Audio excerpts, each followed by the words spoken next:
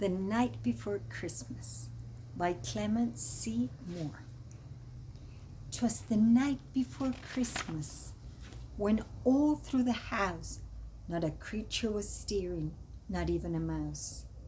The stockings were hung by the chimney with care, in hopes that St. Nicholas soon would be there. The children were nestled all snug in their beds, while visions of sugar plums danced in their heads. And Mum in her kerchief and I in my cap had just settled our brains for a long winter's nap. When out on the lawn there arose such a clatter, I sprang from my bed to see what was the matter. Away to the window I flew like a flash, tore open the shutters and threw up the sash.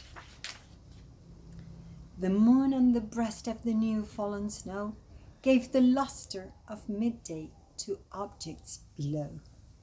When what to my wondering eyes should appear but a miniature sleigh and a tiny reindeer, with a little old driver so lively and quick, I knew in a moment it must be Saint Nick. More rapid than eagles his coursers they came, and he whistled and shouted and called them by name. Now Dasher, now Dancer, now Prancer and Vixen, on Comet, on Cupid, on Dunder and Blitzen. To the top of the porch, to the top of the wall, now dash away, dash away, dash away all. As dry leaves that before the wild hurricane fly, when they meet with an obstacle mount to the sky, so up to the housetop the coursers they flew, with a sleigh full of toys, and St. Nicholas too. And then in a twinkling I heard on the roof the prancing and pawing of each little hoof.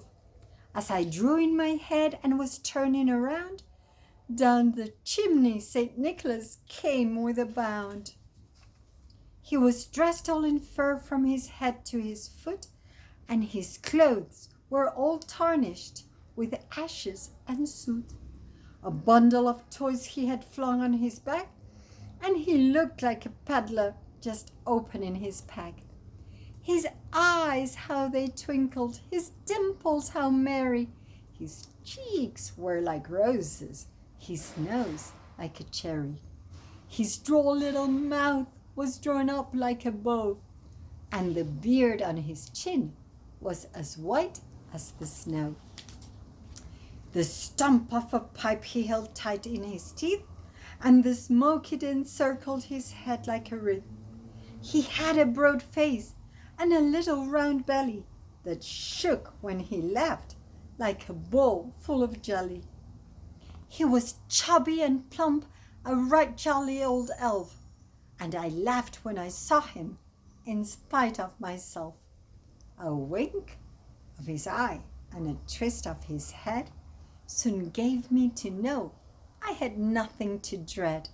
He spoke not a word, but went straight into his work, and filled all the stockings, then turned with a jerk. And laying a finger aside of his nose, and giving a nod up the chimney he rose. He sprang to his sleigh, to his team gave a whistle, and away they all flew like the down of a thistle.